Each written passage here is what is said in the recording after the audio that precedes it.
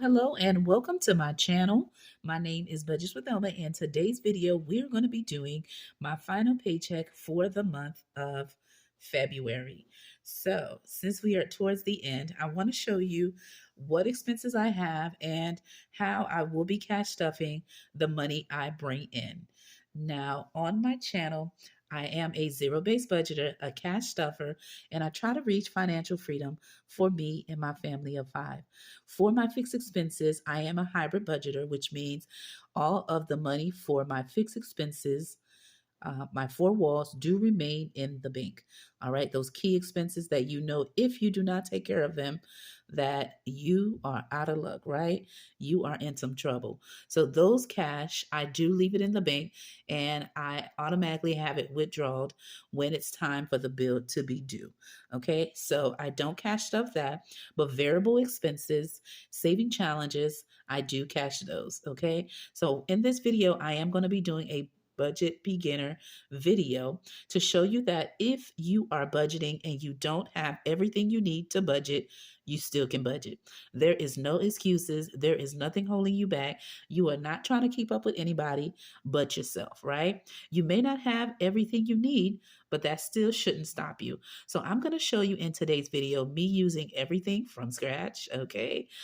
Example, the notebook I have here on my desk is a 50 cents notebook. I did get it when it was back to school season, and I have them in multiple colors because I knew my kids would need them throughout the year. And I like to keep a couple to do like brain dump, writing down any notes, journaling. All right, you name it. I keep one to do some of that when it comes to writing. Okay, and so I have this one here. So it is again 50 cents. I got it from Walmart, and I was trying to link it in this video, but they didn't have any in stock, I guess because they go so quick. But they do have one, I believe, that's called Pin Gear, their brand that they have at Walmart. So I will link both of the names of the different types of composition books that I found on their website if you want to get your hands on it. So I have the cash here that we will be cash stuffing, so I'll do that in just a second. But let's jump into the budgeting. Like I said, I'm going to show you it doesn't matter what you have, whether you have something fancy and you spent a lot of money to do your budget, or whether you're using just what you have around the house. Like I said, my notebook, hint, hint, hint. We're going to cash stuff, and I'm going to show you how to budget. Again, I'm a zero-based budget, just the FYI. All right. Now, the reason I'm actually doing this is because, one, I want to show you that you can use whatever you have. All right. Start where you are. And two, you don't need anything expensive. Remember, hint, hint, I'm saying that multiple times in this video to show you you do not need anything fancy to get started. And number three, if you are new to my channel, my mom did suffer a stroke at the end of last year, but she was in the hospital recently after leaving her rehab center, and she's still in the hospital now, but she will be released soon. So if you didn't see my previous video, just the FYI, I have been getting a lot of deliveries of all her medical equipment for her to come stay at my house instead of her house, of course, because she suffered a stroke. And all weekend, I've been getting a lot of deliveries. So my house is full of medical equipment, everything you can think of as if it's a hospital. Okay. So I had to rearrange where I normally do recording. And so a lot of my budgeting planner that I use and certain things have gotten like, moved around. I am, storing things in certain areas, and I have to go through different bins. So due to that, that couldn't stop me from budgeting. And that is what I want to show you. You got to go with, what life throws at you, which means that is why I am using the notebook to show you, hey, whether you have what you need or whether you don't, that can't stop you from accomplishing getting financial freedom and getting control of your budget. So let's go ahead and jump into it, and let's break down those numbers. Again, this is the final paycheck of February, and let me show you what I am planning to do. Again, this is a brand new notebook. As you can see, it is 80 sheets, and it is college rule. Okay, so you're going to see me do the budget from scratch. I'm going to go ahead and move my cash wallet and my calculator, and I'll place it right here for now. Okay, and I'll move over my calculator, and this is my box from the Dollar Tree, $125. There's multiple designs. I'll link this as well if you want to get your hands on it. If you know, my favorite color is yellow, so that is why you see I have that. And I'll add this just in case, okay? And let's go ahead and get started. Just because we're using basics, we can also jazz it up, okay? So I like a lot of pop of color, so I'll make sure to have these in here. All right, so let's go ahead and break down the budget. All right, so we're doing, okay, budget, okay, paycheck for me. Number 2, I do get paid bi-weekly at my job, which means I get 2 paychecks a month. All right, and this is for February 2026. Okay, and I'm going to go ahead and just add a little life to it, a little color, because I like color. Again, showing you just doing it from scratch. So for the income I'm working with, I am working with the income of $1,600. All right. And this is after, again, any deductions from work, 401k, dental, vision. All right. You name it, any deductions that is off of this amount. And then I do take a little bit for ties. And then this is what we're left with to make money moves. All right. I also have a rollover. And this is from remaining on some sinking funds that I have not cashed stuff yet. So hopefully I'll get to do that in next month because February was just too short. All right. And that's going to be a total of $50. All right. And so this is the income we are working with. So I'm going to do a little line here because I like to make things cute. I'll leave this open so when I need it. So the total we are working with is $1,650 to make money moves in today's budget with me. All right. The fixed expenses that I have, and I want to just abbreviate. Let's see if we can fit everything in here. Okay, fixed expenses. And these are your non-negotiables, which means you got to take care of it, okay? Without a doubt. There's no saying, I'll do this one later. These are the key ones that you have to do, all right, that you consider are your 4 walls. And the remaining fixed expenses that I have in the budget is my HOA, and that is the half payment. This is typically $200, but we do pay it each bi-weekly, half, okay? And so this is $100, okay? The next expense I have is my cell phone. Okay, and my cell phone this month is $124. The next expense I have is my AT&T. All right, and that is for like your internet or cable. All right, and that is $121. It increased, so I got to check what's going on with that. All right, and then I have TV subscriptions, and I'm going to abbreviate it just to save us some time. And that all totals up to $50. The next expense I have is my theme park membership. And I'm going to abbreviate, okay? And that expense is $35. And that is for me to go to any theme park within the franchise. And this is for SeaWorld, guys. And I can go to any 4 of their theme park, which is Busch Garden, SeaWorld, Discovery Grove, and Aquaticus. And we can go every day, anytime. I think up to 4 to 6 people, and it's all good. So I pay $35 for that monthly. I don't live too close to the theme park, so I really have to like plan it on when my kids don't have school for us to go over a weekend or at least 1 week to use it up. So I try to go at least 3 to 4 times in a year or twice, and then let my daughter and her friends use it. My oldest, they can drive up and use it as long as it gets used. All right, because we're paying for it. And then lastly is my Ko-Fi, okay, shop membership that I do monthly, and that is a $8 fee. So when I add this in of all these expenses, $100, $124, $121, $50, $35, $8, that gives me $438. And there's one more expense I didn't add. I was like, wait a minute. We have electric, and this is the half of the remainder of the bill. It was a big bill this month, even though it was cold. Sometimes my kids still turn the AC on like they have no sense. Okay? And then I get home, yell at them, and then they turn it off after it's been cold. Okay? They can open it when it's not cold, but when it's cold, come on now. Let me know if you can relate. If you have kids that turn on the AC, leave it on, or it was hot that day, they left it on, went to school, went to work, and still left it on. Okay? Wasting electric. Okay? So let me know if you can relate. So we're going to add that into what we had, and that gives me a total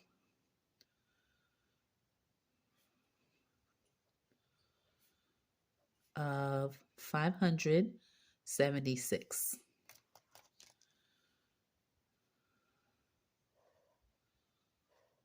Okay.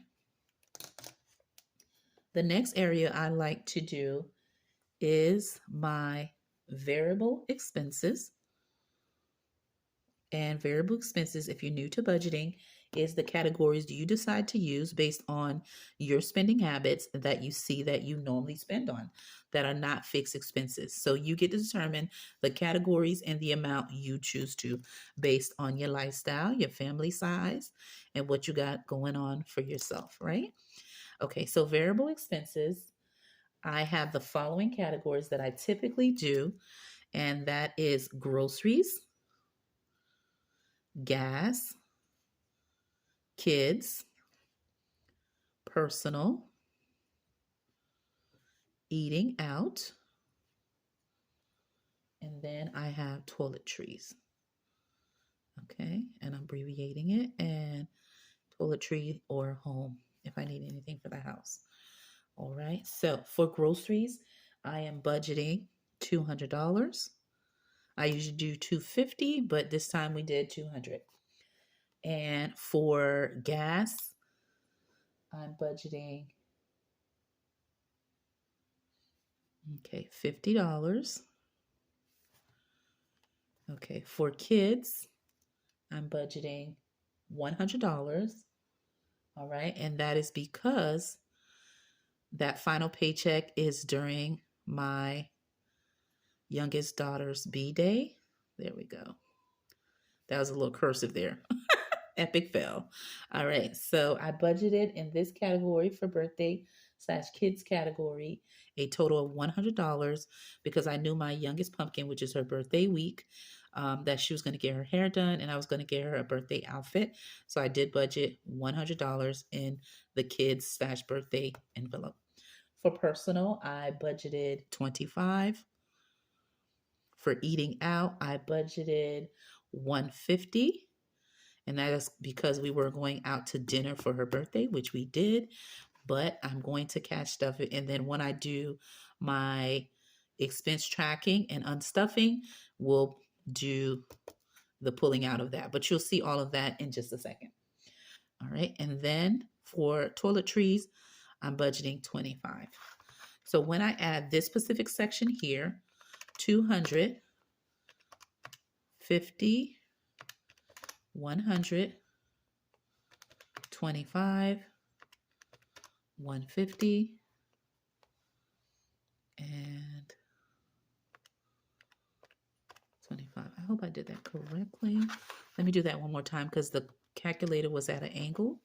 That way I can see it better and hope you can as well. 200 for groceries, 50, 100, 25, 50. Okay, so that gives me a total of, okay, 550. All right, and I'm just going to highlight that real quick. Okay, the next one I have is my debt, okay, and other expenses. Okay, Now, for this category, I have credit cards, and I'm going to abbreviate, and that is a total of $100.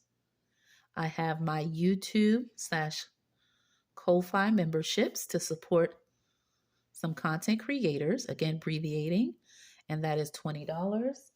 And then I have toll fee, because I do take the turnpike to get to work and back, because I work far from home. And so, oh, I don't even need to use a calculator for that. This is 140. Yes, there we go. And let's highlight that. And then the next section I have, guys, is my favorite, and that is my sinking fund or saving challenge. Okay, and I'm going to abbreviate, of course, to save time and space. Saving challenge. All right, category, which is paying myself first. All right, this is where all the fun. Let's see. I was actually going to put like this to save us time, but I wrote the word and then I wrote the short term way of doing it, but you get the hint. So paying myself first. All right, and this is where I do my favorite saving challenges. So for saving challenges, the ones that I do on my channel, I am budgeting $200 for March Madness, first week of March Madness coming up.